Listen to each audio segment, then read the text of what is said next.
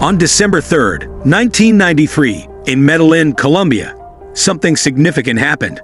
A man, not just an ordinary one, was being buried. He was known as the most powerful drug lord ever. Some people thought of him as a modern-day Robin Hood, while others saw him as a terrorist and a powerful figure in the drug trade. On that day, there were so many people at the funeral that the Colombian police and army had to work together to keep things under control. About 25,000 people attended the funeral of this man, who was the most wanted criminal globally. People wondered why there was so much chaos and sadness surrounding this event. If you want to know more about the day of the funeral of the biggest drug lord, you can watch the video to learn more. The scary day when Pablo Escobar died. After being a drug boss for 16 years, his time was almost up. Everyone, from the Colombian and American governments to rival cartels, was after him. The problem was, no one knew where he was hiding. The CIA already had control of Pablo's family and was waiting for him to make a mistake. On December 2, 1993, Pablo made a risky move by calling his son. Maybe he felt it was all over, and he just wanted to hear from his son one last time. The CIA used this call to trace Pablo to Barrio Los Olivos, a neighborhood in Medellín. The Colombian army and American special forces intervened, killing Pablo's only bodyguard. In a gunfire exchange, Pablo was killed. The radio then broadcasted Viva Colombia as the army celebrated, announcing that they had just killed Pablo Escobar. After the news spread across the country, there was chaos everywhere. The situation became so intense that people from every part of the nation were stirred. The announcement of Pablo Escobar's death spread rapidly, like a sickness.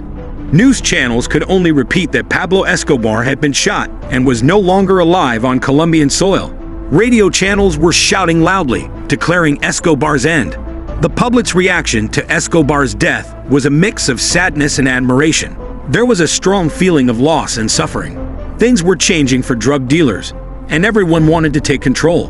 The government took Pablo's family into custody, and suddenly the Colombian streets felt different. People started gathering at the scene of his death. It was no longer just a few. A multitude of followers of Escobar appeared.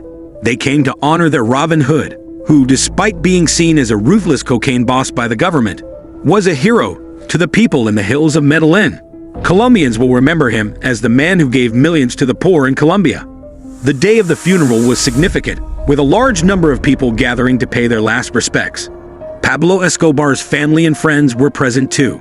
Some were saddened by the loss of their Robin Hood, while others felt relief that Escobar could no longer engage in criminal activities.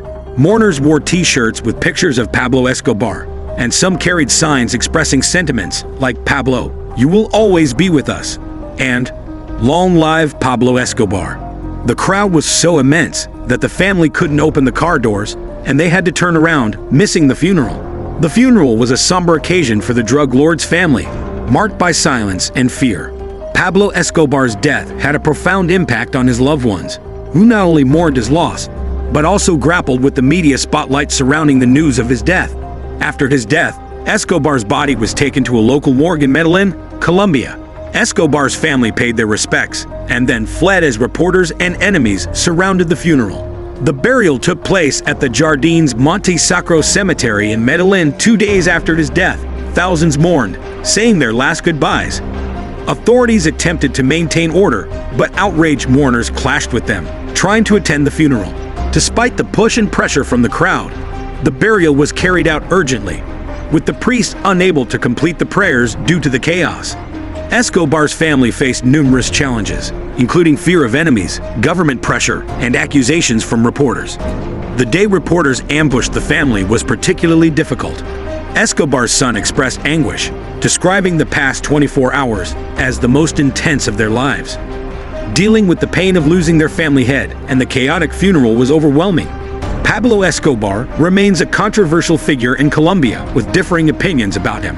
Some view him as a Robin Hood-like figure who helped the underprivileged, while others condemn him as a violent and immoral drug dealer.